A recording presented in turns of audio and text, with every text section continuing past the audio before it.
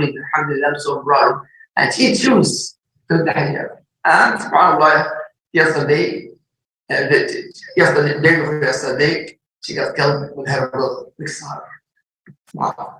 Anyway, Brother Yusuf actually topic, Brother Yusuf, very beautiful topic.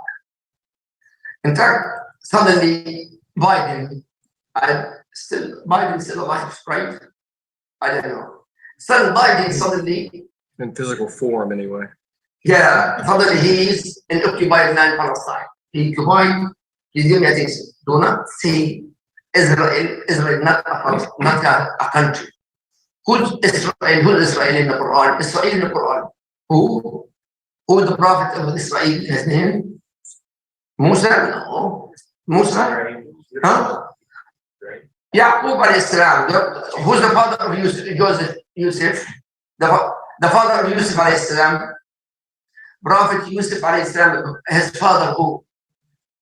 Yaqub alayhi salam.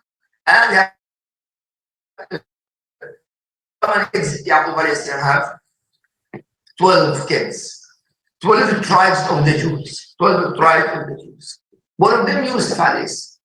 In fact, the true Jewish, by the way, from Egyptian, not Palestinian. Musa alayhi salam, Musa alayhi salam, Egyptian. They claimed Palestine, but not, but the key he had through the allies, United States of America, and in that, now the Prime Minister of England, he is there. Why? Great country, wonder, a place, 5,000 people. 5,000 people. Why? I'm going to speak about this. I maybe, inshallah, will join everyone. Sunnahfollowers are there, Sister Layla? Sister Layla? Oh. There's the signature thumbs up. Okay. Thumbs up the meeting. Hi, language. Sister, okay. Brother, don't worry. Bismillahirrahmanirrahim.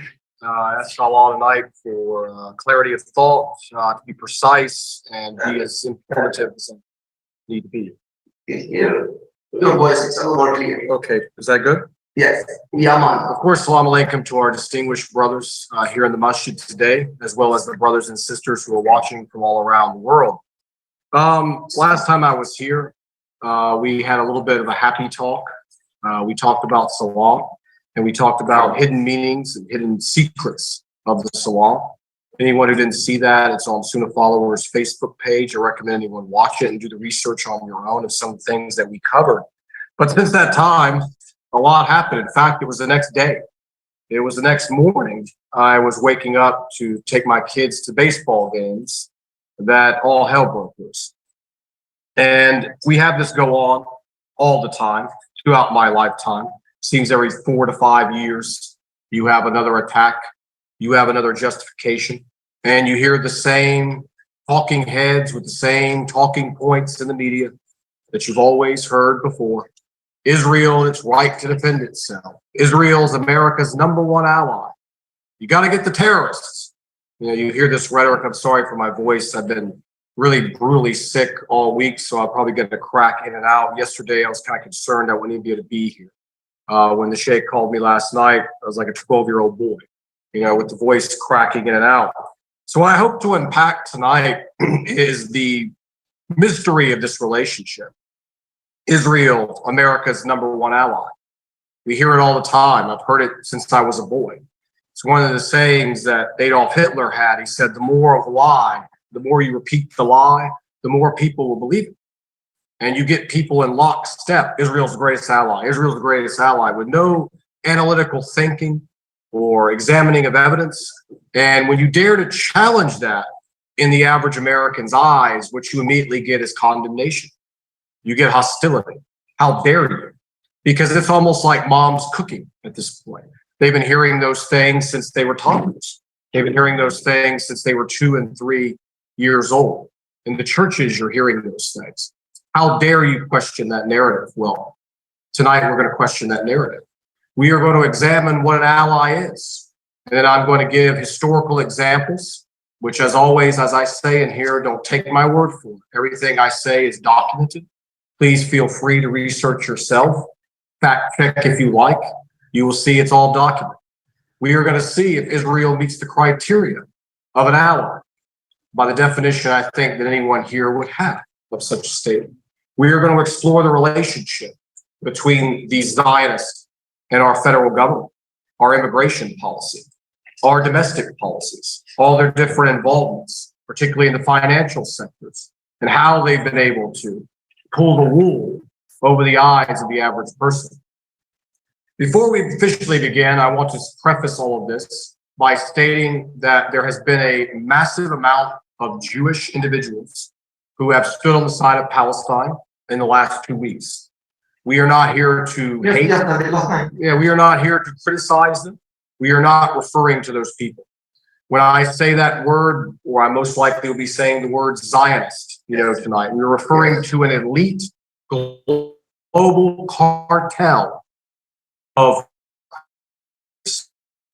you can say borderline Satan worshipers in some cases, as we're going to show some of the deeds that they've sanctioned over the years. We are not talking about the average Jew who's taking care of his family, who philosophically differs with us. There, like I said, have been a lot of Jews who've come to our side in Israel as well, and we are not going to turn our back on them. We are going to treat them as Muslims do, with respect and kindness, and inshallah, they'll come over to our side one day. So I just want to get that out of the way before we begin. Before we finish, very important. The Jews right now, the rabbi in the occupied land Palestine, they new have a Torah, a new Torah. In this verses, our Quran is complete, alhamdulillah. Can't change a dot in the Quran. The Torah, new Torah, we stop them. I mean, most of the rabbi in occupied land Palestine, they say now obligation, obligation to kill all Palestinians, not only in Gaza, my city. All the Palestinians should be killed. Another rabbi, all the Arabs should be killed. It's not recommend. It's not only one person. All the rabbi to occupy land Palestine. They say you have to be killed, and it's also if we are superior and if we're the slaves. And not only United States of America slaves for us. Who say that? The rabbis. Not once. All of them that the United States of America Biden is slaves for us. He's not. He cannot be. He's not even there to say a Jewish, not a Jewish. He wants to be a Jewish, but he's not. He is not a slave for us. Whatever I say, by the way, is documented also. Sorry. Oh, and we're going to have a statement later tonight from the Prime Minister, what he said in 1990, what America is in his eyes. Very lines up with what the Sheikh just said here. So as I grew up in the 1980s, it was the newspaper era. And you got your news largely around the kitchen table in the morning from the newspapers. You go and you look at archives, you'd see one newspaper in one city was basically almost identical, at least with the national stories, to the other. So it was very easy to control the narratives in those days. And you had 4 to 5 television stations, ABC, CBS, NBC, all with the same gentleman. I grew up in an environment here in the South where it was a religious duty to love Israel. It was taught in the churches, it was taught in the newspapers, and it was taught in the television set. Every experience I had as a boy growing up was seeing the typical Arab guy debating the calm, cool, collective Jewish representative on TV. And the Arab guy was screaming and shouting and all these things. Later on, of course, as I got older and wise, I realized, of course, that those guys were actors. And they're still using this same tactic today, by the way. If you ever see any of these people on TV who intentionally make a buffoon out of our positions, it's not by accident. They're still using the exact same tactics that they used during that period of time. So me, like so many, I thought, okay, well, this is a pretty open and shut case, isn't it? Look who the good guys are, look who the bad guys are. It's obvious, it's night and day. But as I started getting older, I started reading a lot, started learning about history, and I started evaluating, in fact, this relationship that was going on. I started hearing a lot of whispers, from people telling me Jews controlled the media. I didn't believe it. How is that possible? How could 2% of the population manage to control the entire media of the United States? That's got to be a lie. But me, I'm the type of person to refute. I want to study. I want to find out. So I started getting heavily involved. So let's see what the ally we're dealing with here. The United States was the first country exactly 11 minutes after the foundation of the state of Israel to recognize Israel as a state. It took 11 minutes in May of 1948 for the United States to do that. First country in the world. We just saw recently 97-0. The Senate had a vote on whether to stand with Israel or the Palestinians in this conflict. 97-0. Any of you who are Americans, we grow up hearing they can't cross the aisles. They can't come together. They can't come together on a tax break for needy families. They can't come together on the border. They can't get the funding for this. They certainly came together here. 97-0. The other ones were, I guess they were out sick that day. And they would have voted as well. We would have had 100-0. We saw also this week the MAGA Barbie, as I call her, Lauren Boebert. She is a pinup girl politician for the Republican Party. She does all the pictures with the guns and all the things, and all the Donald Trump MAGA supporters, they love this. She's on the side of the people. She came out and endorsed the state of Israel. Then you had the other side, Chuck Schumer, who's about as Zionist as they come. Obviously, we know where he's sided. But you have, again, these two figures, polar opposites, that don't agree, supposedly, on any issue that matters in the life of the average American. His grocery bill, his border, his safety, his police force, can't agree on any of it. But when it came to this one issue only, they put aside partisan differences and they come together. How deep does it go? Well, Barack Obama, remember him? He was going to be the savior. He was the new guy getting in there. It was fresh blood. He was an outsider. He wasn't part of the establishment, even though his number one donor was Goldman Sachs. I don't think you get more insight, as I said to some of the brothers earlier, than Goldman Sachs. Obama had 21 total Jews in his cabinet. These were high-level positions, Secretary of State. You had basically, Homeland Security. You had Attorney General. And this is just at one given moment in time. You can go look up in the archives. It's actually on a Israeli website even. I saw some of this information when I was researching to get the numbers right. But it was even more than this, because this is just at one time. There was, throughout the administration, positions open, people left, replaced. It's up to 40 people around there, sorry for my voice. So Obama had a huge presence of Zionists within his government. They are less than 2%, again, I keep mentioning that tonight, of the American population, but yet they were close to 1/3 of his government. So Donald Trump comes along. He's really an outsider. Donald Trump was, they didn't want him to win. He was the enemy. We're told that all the time. The media didn't like him. The media wanted to put him in jail. The media is against him. So Donald Trump surely didn't have these same results, did he? He had 20 at one given moment in time. So he was one down, from where Obama was at his peak of having these same individuals, dual nationals in most cases, representing his government. And every time we get one of these, the media will come out and they'll celebrate, this is the most Jewish government we've had. And the media will just, could you imagine if you flipped the statements and you said this is the most white government we've had, how the media would react to such a statement? This is the most Hispanic, government. But they celebrated this as the ultimate triumph. So when you get Biden to come in, 24. So we had 21, 20, and 24 over the last few presidencies, covering a span from 2008 to now 2024. It's going to be 16 years. We've had over a third to a third of our positions in this government represented by 2% of the population, most of them with dual citizenship. What are the odds? I mean, they're not 40% of the population. They're less than 2% of the population, but yet extremely overrepresented.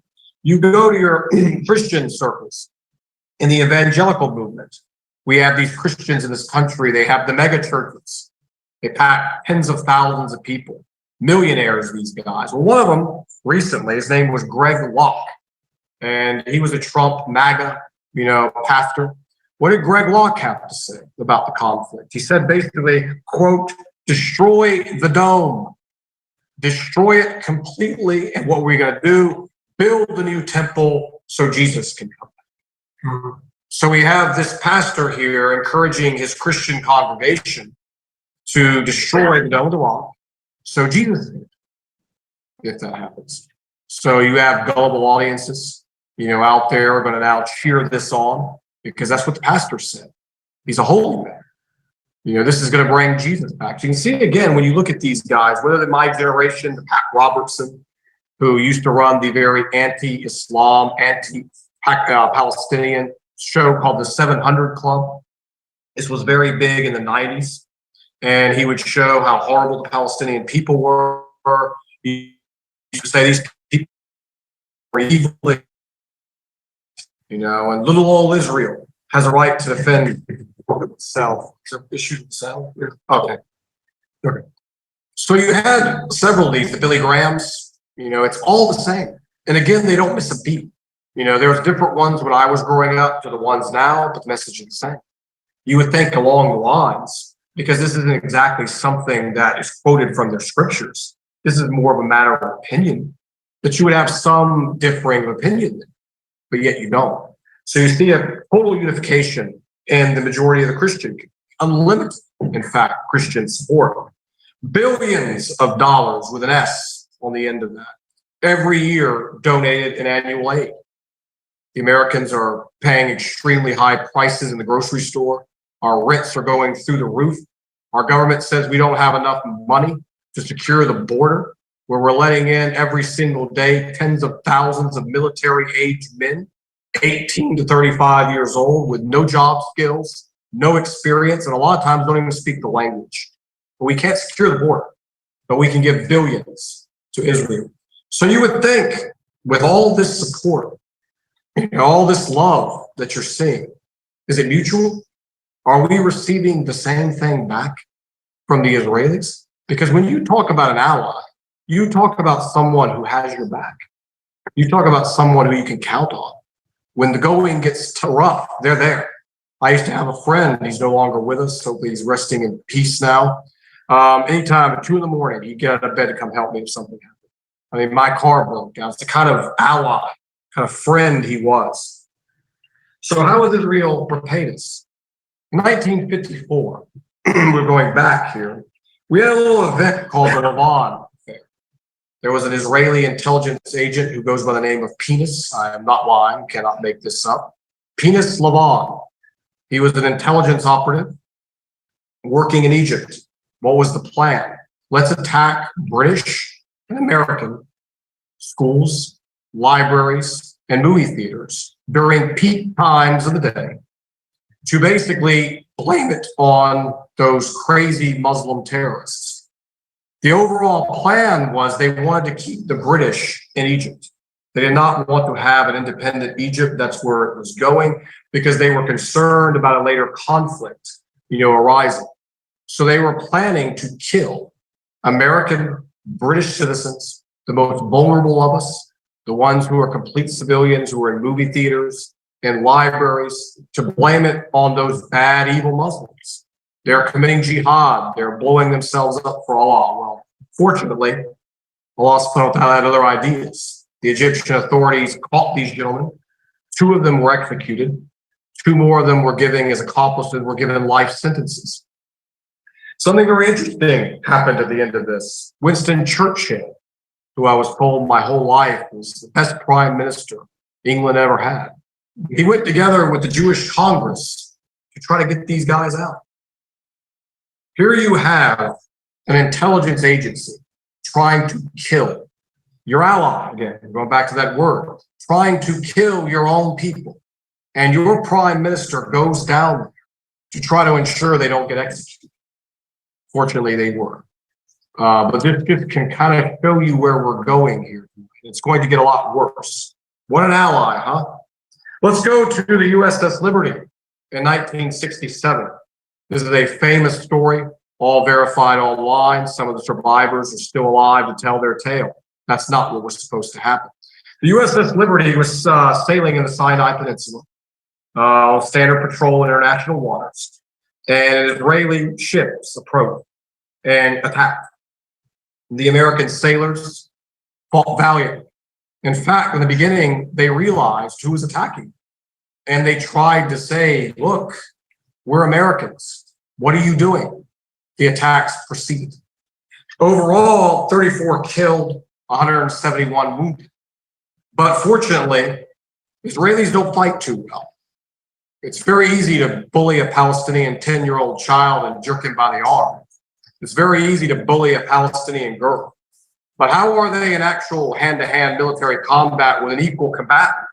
These brave Americans fought them off, and they lived to tell the tale. Now, you would think that the media, even back then, you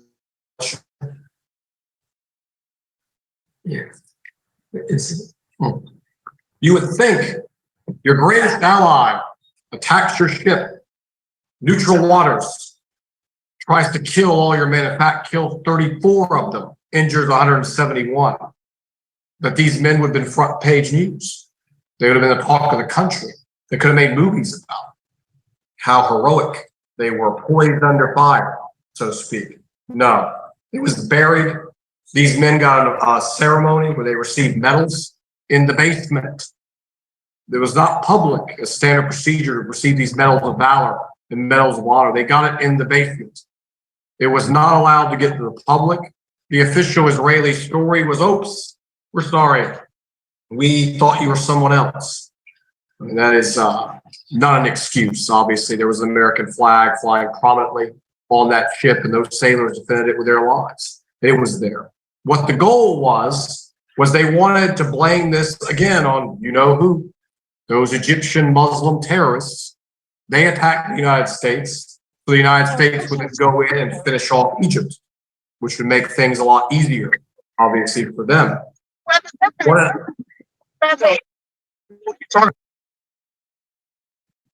What a great ally we have. You can find videos online. It is a tradition in Israel for certain Jews, they get the children even to do this, to spit, on Christians. These videos are all over now. I was telling people about this in 2001 and getting called all kinds of horrible. They were calling from Gaza.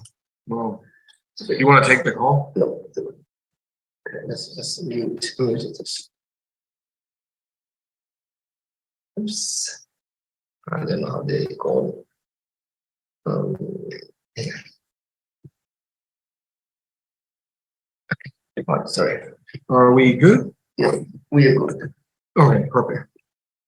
You have videos, and recently there was another one of these incidents where they threatened this woman. They were pulling at her hair. They were spitting on her, calling her all kinds of vile, disgusting names that we associate with women who are of poor quality. This woman was a missionary, and hardly a woman of that distinction, which in our religion is a grave sin to defame a pure, pious woman. And the Israeli government's response, the police force, I should say, was not really that big of a deal. It's not really that much of a crime. These are the people that they defend. These are the people that in their churches, they tell you, bless, who blesses Israel will be blessed. Who curses Israel will be cursed.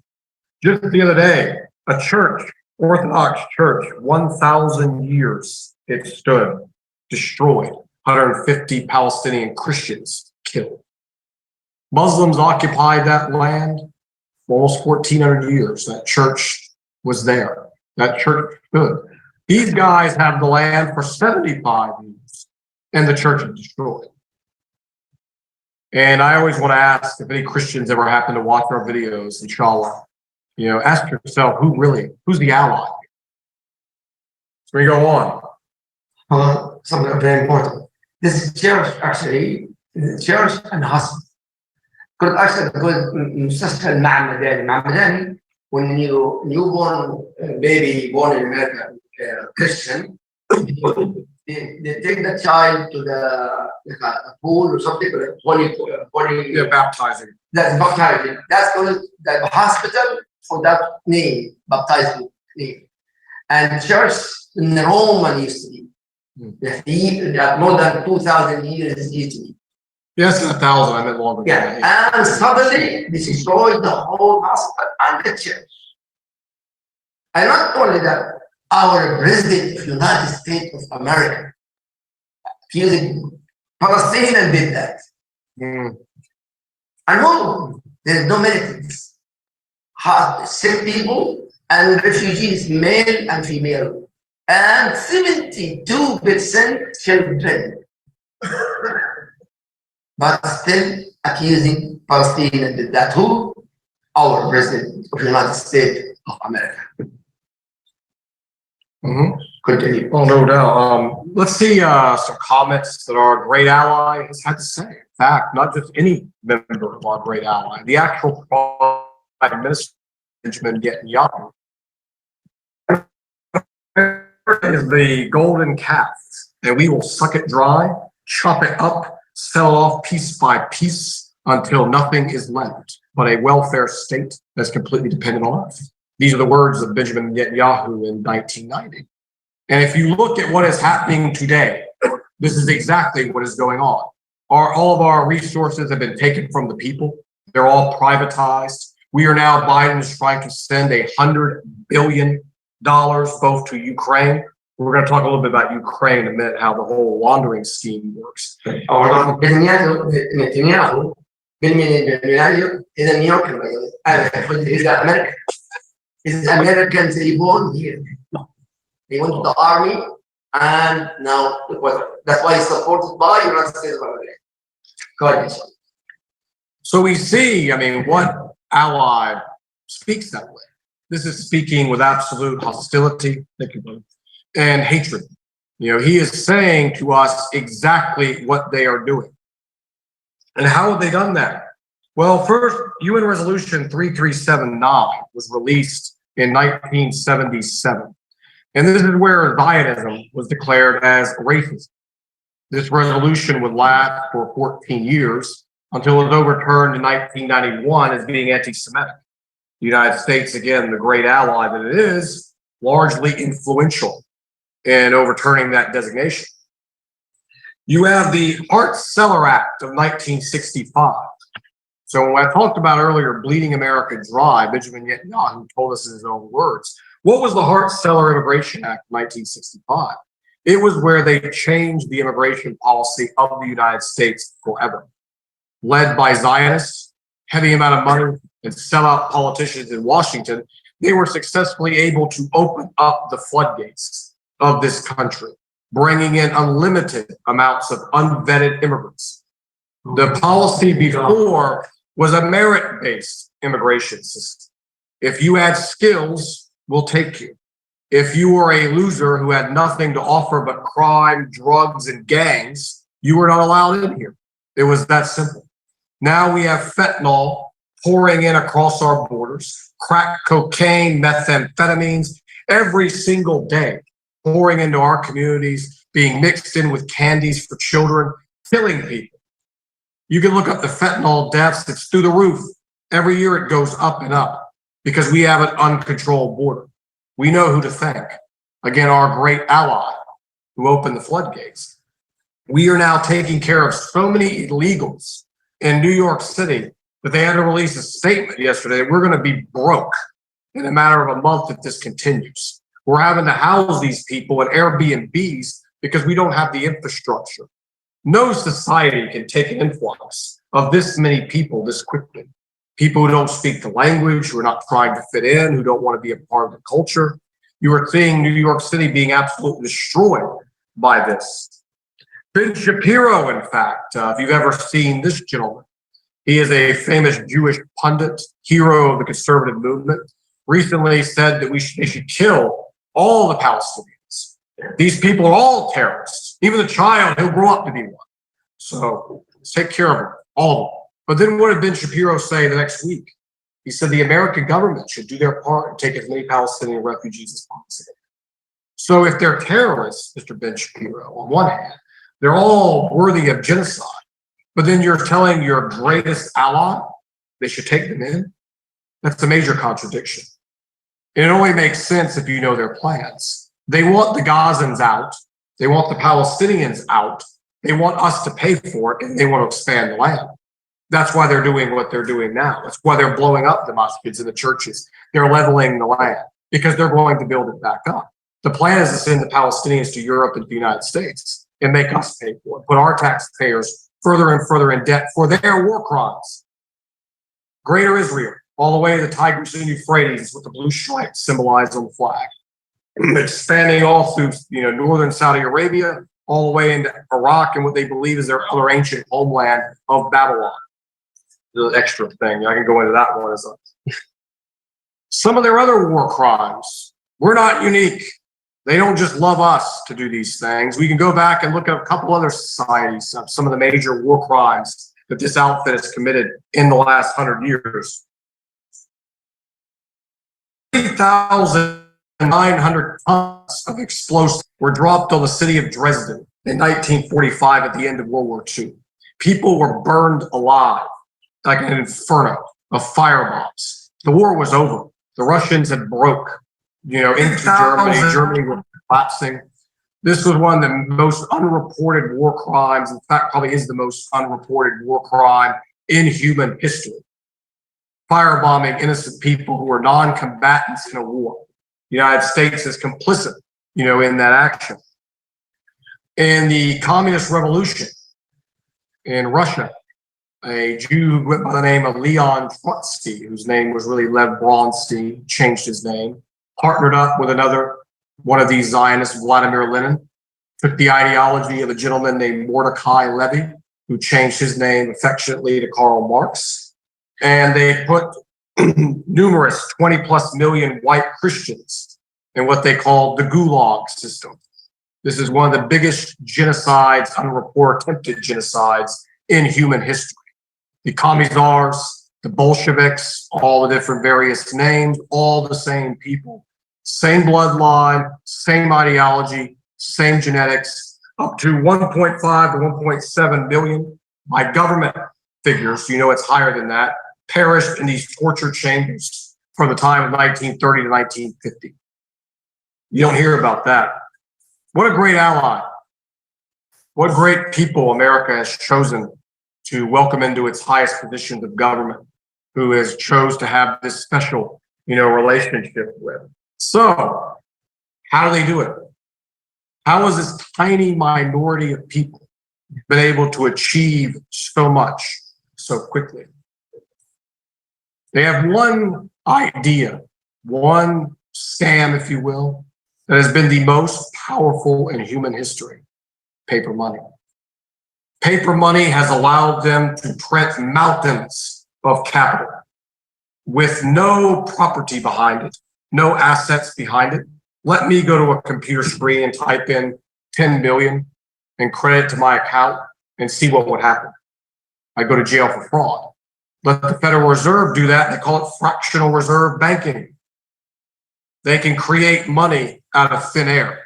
In 1913, the United States gave a cartel of private Zionist-controlled banks to have the right to print the currency of this country. We call it The Creature from Jekyll Island. It's a very good book by D. Edward Griffith, who chronicles this event, who the men were, who the Zionist bankers were, how they got this legislation passed. Once they passed it, it was on. Slowly but surely, you saw every aspect of American life being bought up. It is the greatest, you can say demonic invention in human history, printing paper money backed by nothing. Because if you remember, the original United States currency was backed by gold. Yeah. And they've slowly thrown that away. Over half of the currency in US dollars that exists today has been created in the last 2 to 3 years. COVID-19, ring a bell. All those checks they were mailing out, all those closed businesses, all that money they gave, say, oh, I'm sorry we locked you down. I'm sorry we didn't let you work. Here, we're going to give you $1,600. Yes. While over $1 trillion was lost to China alone in the COVID aid money that came from our tax dollars. And what China is doing with it's enough to fund their military for the next 30 years, based on current projections, something like that. I may be wrong by a few, 5 or so, but you get the point. You know, here again, our greatest ally, taxing us to slavery, you know, locking us down. We'll talk about COVID in another day, another time, to go through how that was essentially an all Jewish operation, you know, as well, and how they were able to create a massive amount of debt quickly, which is the reason that our grocery prices are so high. It's the reason our rent has gone through the roof. You can't just create, you know, all this money and throw it into the market and expect the dollar value to stay the same. So paper money, as I've said to people before, the merchandise may change, but the merchant remains the same. They use that paper money to fund and control pornography. Playboy magazine, Hugh Hefner, Zionist, you know, he was the first. Al Goldstein, one of the head director or head guys involved in pornography. You know, when you look at all these sites, I'm not going to name them. You know, people know who they are. They've heard of them. Some hopefully haven't, but a lot of people know them. All controlled by the same cartel. When you're looking at the degeneracy, obviously we talked about the media before, the banks, Hollywood. You know, all the major Hollywood film studios, the directors were putting out these violent, disgusting, you know, anti-family, anti-decency, you know, messages that come from Hollywood. And I think I mentioned in one of my previous lectures, the term Hollywood came from the wood that spellcasters used to use for spells. There was a group called the Medes, where we get the term media from, or mediate. You know, the Medes use Hollywood, you know, in their rituals. And that's why they conveniently chose that name, because it's about casting a spell on your mind. They have a concept, it's artificial style, where they can trick you from the television into believing the reality that you see there is reality out here in the outside world.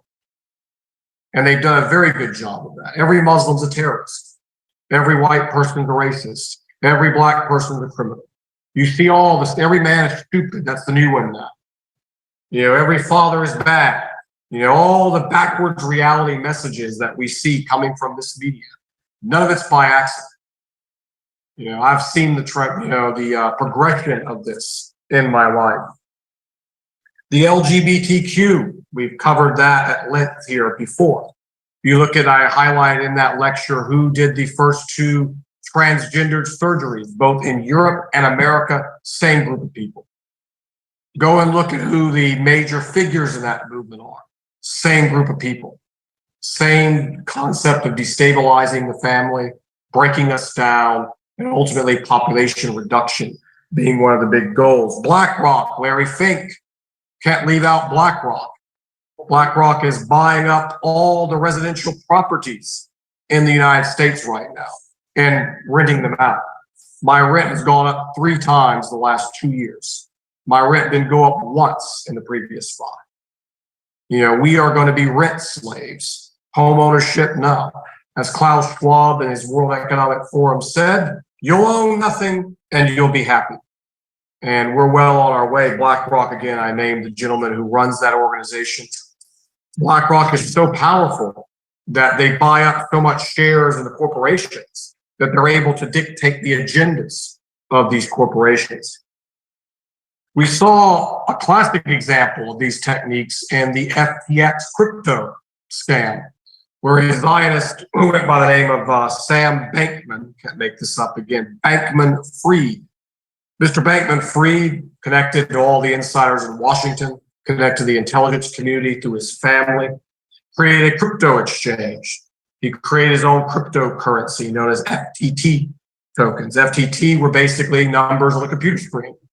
He created millions and hundreds of millions of these, and they rose to about $40 in value, which was money, again, created out of thin air. So how the scam would work, our politicians would send the money to Ukraine. People inside the Ukraine would buy from him. Then he would take the profit and donate it back to the politicians. All this was exposed. Oh my God. He had donated more money as an independent than anyone in the country because it was never his money. He created a fake cryptocurrency, made a ton of money selling it, used it as collateral for his loans. The United States government takes our tax dollars, sends it to their buddies in the Ukraine. They then go and buy from him. He takes the money, donates back to them. And of course, who did he support? There's no even answer, that question. So you see things like this, going on all over. Again, I mentioned COVID. I don't want to mention it here because there's a couple things I want to highlight that we witnessed then that we're witnessing now. Rochelle Walensky, director of the CDC, Zionist. Rochelle Walensky is one who you ran a social distance from everybody, or you were going to die, supposedly, even though you occupied that space 2 seconds after the person in front of you vacates it. Wearing masks in public, that so many people in this country did, falsely believing and trusting the experts. Rochelle Walensky, Zionist. Burke, Zionist. The head of Pfizer, Borla, Zionist, who received billions of our taxpayer dollars to make a vaccine. He had the patents for it in 2008. We got the records. They have this stuff out there before. And for billions of taxpayer dollars to sell this poison to the Americans. And that's a great deal, where you get billions of dollars to cover your production costs. You don't have to spend anything to produce, and then you make all that money. Hell of a deal if you can get it. The COVID scam, I highlight that now because the dancing nurses were one of the things that we saw during that period of time. Everybody remember that? Where you had the nurses on TikTok mocking us, telling us in our face, this is all a lie, we got you. Now what are we seeing? Dancing Israeli soldier TikTok videos. You seen those? I have, yeah. Well, this is a shaitan trick, you can say. It's a mocking of us, laughing in our face at what they're doing and that they're going to get away with it, at least in their eyes. When COVID was going on, they're mocking us. Oh, the hospitals are so dangerous. Look, they're dancing. Are they really that dangerous? If people are really dying, as the media was telling us, I don't think they'd be dancing in the hospital. Now we're seeing the same thing with the Israeli soldiers, these females doing their TikTok videos and mocking us at what they are doing. And the fact that they believe, again, they're going to get away with it. But I think this time, inshallah, things are going to be different. It's not working because I have seen monumental change. I saw a poll the other day that indicated Americans above the age of 75 supported Israel at about 90%. You got down to 60 years old, it was about 60+%. As you went down the ages, but then something remarkable happened. We got from 25 to 17, and it was in the 20s. So we are seeing that the younger generation is waking up to the lies. The older generations from the newspaper era I spoke about earlier are still asleep. They're too old to change the ways, but the youth is the future. We are seeing things I've never seen before. I mean, the conversations I'm seeing on Twitter are things I was having in my living room 20 years ago. I mean, I never thought those things would reach the public, but they are reaching the public. We saw Turkish youth in Turkey burn down a McDonald's. Why? Because McDonald's was donating food to the Israeli army. There's one thing, you watch all these Muslims on YouTube, show something right quick, get that out of my pocket. They always tell you, watch our videos, donate money to us, but they never tell you what you really need to do. You need to use this. The power of this, what is it? The wallet, your money. That's how you beat them. When we as Muslims continue to patronize their business, there's over 1 billion of us in this world. We have economic power that we are just simply naive and unaware of. You see all these controlled Muslim, dawah guys on YouTube. They tell you to go to their website, buy their courses. They don't ever tell you what you need to do, what we can do. What we can do right now is what those Turkish youth did, but metaphorically. Boycott. They put a Starbucks. I went to Umrah in 2011. They put a Starbucks right in the middle of Mecca. And it was packed with Arabs. It was packed with Muslims. Yeah. It was shocking to me at the time because the Starbucks logo is a Babylonian goddess. But in Mecca, they removed it, so it was halal, you know. Okay, they removed it. We kept the company, but we just removed the picture. You know, and Arabs pack Starbucks all over the Middle East. My wife is Arab. And I yell at her all the time, you know, stop doing this. Stop giving them your money.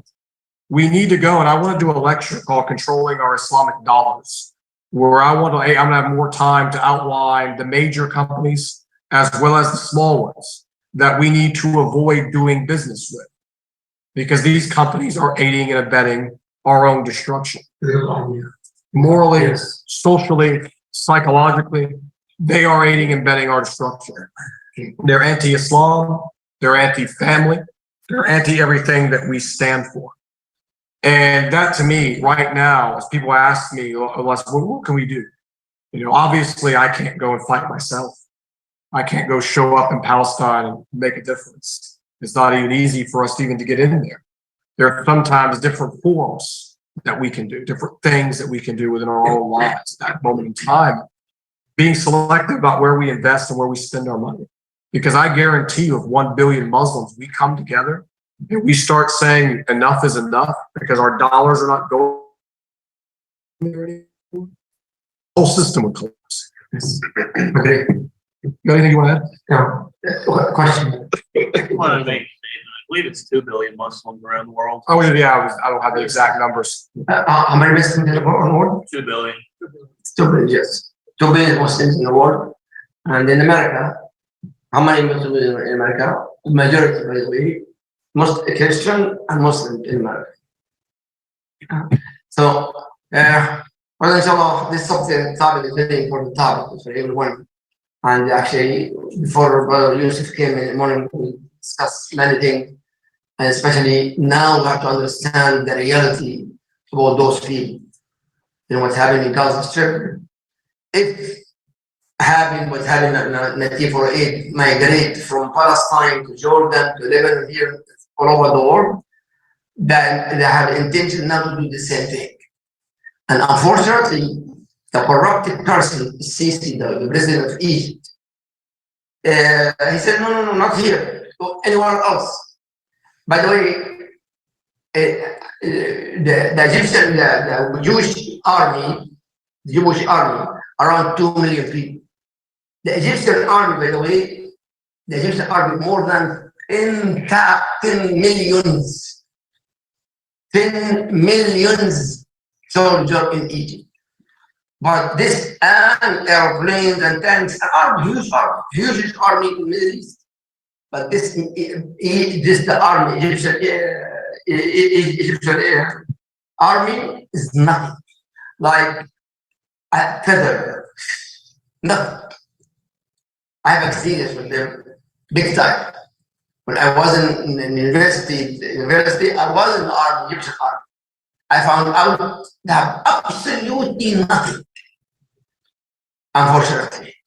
But they are huge numbers. Okay. Plus 1978, when they used to be before when I born 1961. All my life, the Egyptians controlling Gaza Strip. From whom? From the Jews. The war 1967, they are so coward, they left the Palestinians and they ran away. And have the army that killed by the Jews. And now the first people make embassy, Egyptian embassy in Tel Aviv. And unfortunately, step by step, before the war, Saudi Arabia almost Saudi Arabia. Emirates started, Bahrain, and Egypt first, and Jordan after that, and then Emirates now, and Bahrain and Oman, especially when you have oil. But alhamdulillah, we have to understand the reality of this. This topic is very important, and we're going to continue, inshallah.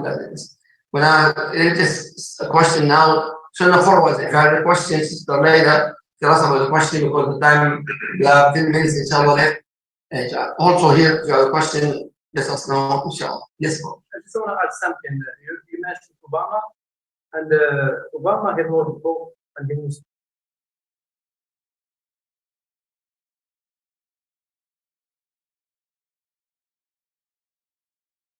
said that you cannot be a president in America if you're not Zionist and the flag of Zionist. I can tell now you can tell. Now after this war in Gaza, you can tell. Imagine, we are those militants, I don't know how many, less than 1% of our team in Gaza. Less than 1%.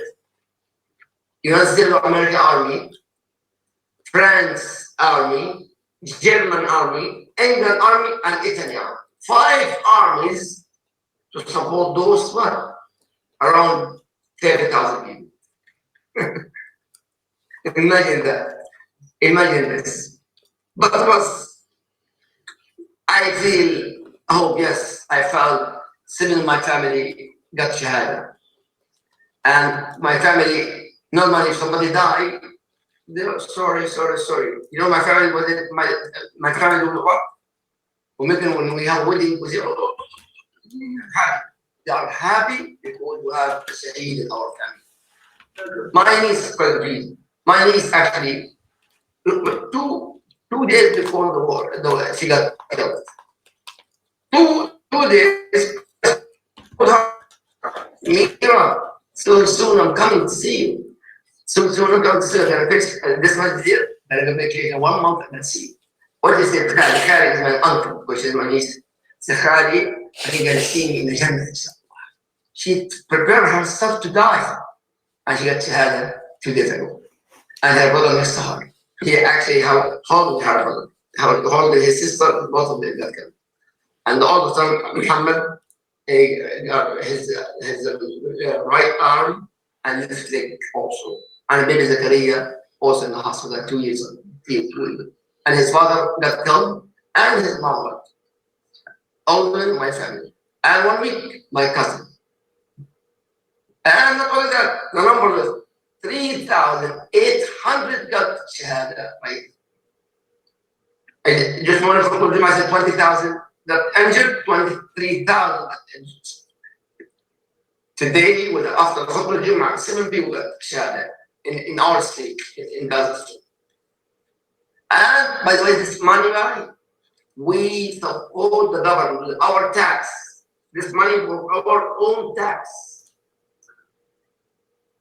Unfortunately. Yeah. I want to add something I forgot to mention earlier. In 2013, The Economist magazine had a front page called The Road to Hell. And on that was a series of cartoon drawings. But there was something that's being noticed now, very suspicious. You want to go and look this up. In the top of the cartoon, you saw Netanyahu and Hamas on hand gliders. Yes. The motto of the Jewish Mossad is, by deception, we shall make war. And tonight, I have shown several of their attempts. There's also a famous Jew who does the rounds in YouTube, Zionist, also Rumble, who was by the name of Hayim bin Pesach. He is one of the more anti-Arab, he's a follower of a gentleman, I don't know if you know the name, Rabbi Meir Kahane. Of course. Yeah, one of the most genocidal Zionists of all time. Well, originally this Hayim bin Pesach's name was Victor Van Seal. And what was he trying to do? He got arrested, basically, and charged because he was trying to blow up Jews, to blame on the Russians to get the Jews to then move to Israel. So you see here that they will even kill their own people to further this agenda. You go to the hand glider thing. What that's telling me, 2013, this was already well known and planned. They've got $1 billion missile defense system, but yet hand gliders all of a sudden got through this. They have intelligence all over that area. This thing just has PSYOP written all over it. This is basically a false flag. This was a justification to do what I was talking about earlier, which is level the area, send the refugees to Europe and America, and then rebuild settlements. Yes, sir. Are you planning on doing a lecture explaining exactly how and when the Jewish people deviated from the truth? Oh, you mean to, yes, I want to talk about the difference between Ashkenazi, that is a term that's often heard.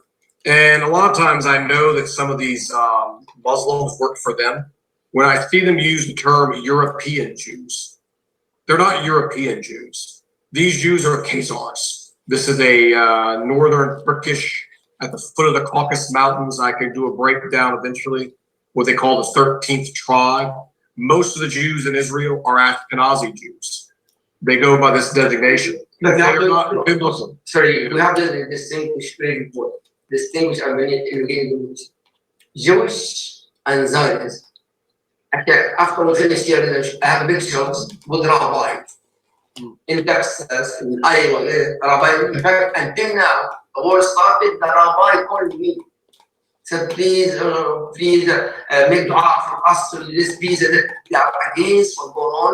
As I mentioned in the beginning, 3,000 Jews went to Washington. They entered Washington's capital against Trump doing that and supporting the Jews. And so that's why I have the same with Jewish and as a religion and Zionism as a terrorist. And these people that comprise the Zionist movement, which was founded by Theodore Herzl, they comprise basically on Khazars. They are not Sephardic, Abrahamic Jews in the traditional sense. They basically refer to Judaism later as a political strategy. Most of them are atheists. Yes. They're not even practicing. So yes, we can at length in the future explore those topics. Mark, Frank. But most of the Jewish people, the real Jewish people, they said they are not Israeli. Yes, I They're agree. not Israeli. Like, so too many videos, whatever they're talking about, they said, they don't want to go, like, to Israel, to live over there. I agree with you, yes. Because like, they live with Palestinians over 75 years, like Israel, they said, this, like what they're talking about, like the Israeli, country, but they said they used to live with them, with the Palestinians, they used to raise their kids, and share everything together, that, like, they are innocent. Yeah, they're totally innocent. Because before I come to the United States, I used to have like Jewish people back home in Morocco, and they told me just like that. I remember like before this happened right now, they used to tell me, they said, oh, we are Jewish, but we are not Israeli. Yeah, big difference. I hope Sunnahfollowers can hear what the Haq said. A lot of Jewish actually deny what's going on right now. Number one. Number two, I was playing Maghrib when I came here yesterday in the airport. So Allah Akbar, Maghrib is loud, but not loud because I'm in the airport. Plus, I am inside the airplane playing Salat al-Maghrib. So Allah Akbar right here. Bismillah, alhamdulillah. And then, Assalamu alaikum. We arrived here in Myrtle Beach. The moment I arrived, a family, Jewish family, came to me. I know actually with his relative. I say, sorry, what's going on in Gaza? We're against that. They are behind me. I make myself not even look at them. I don't make progress. Wallahi, brother, they came to Azerbaijan to go on in Palestine right now. I say, no problem. We are brothers and sisters. So please, you forgive us. We are against that. And what? He cried. And I hugged him. No problem. We are brothers and sisters. So some people, as Brother Abdul Haq said, yes, they are absolutely against. And what happened yesterday in Washington, against that. Some odd people, I believe sick people doing that. May Allah protect us. But before we finish, okay, we finish already. Who brought the pizza? Surprise me here. Who brought the pizza?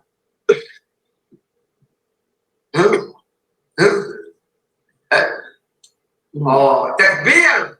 Oh, Jazakallah khair. It surprised me. Honestly, since the war started, no sleepless, not complete. I canceled all of my teaching university. I canceled all my classes. The only time I speak Khutbah Jummah today, and Brother Yusuf, because I love Brother Yusuf and you. And plus, I'm living here. I have to go to Florida, and I'm seeing airplane when I go to Philadelphia. My mother-in-law, she's very sick. And my wife, she have to take care of her mom. Plus, I have after that, I'm in Texas. My daughter also have cancer also. So I'm scattered. That's why I cancel all my teaching in university. But I choose to be with you today. And why? Because what's happening in my city, in my people, make me cry the other night, and I cannot even do anything. And I feel I choose you or my family also to be with you. Jazakallah khair for coming. And thank you, Jazakallah, for the meeting also. Yes, sir. Said dua.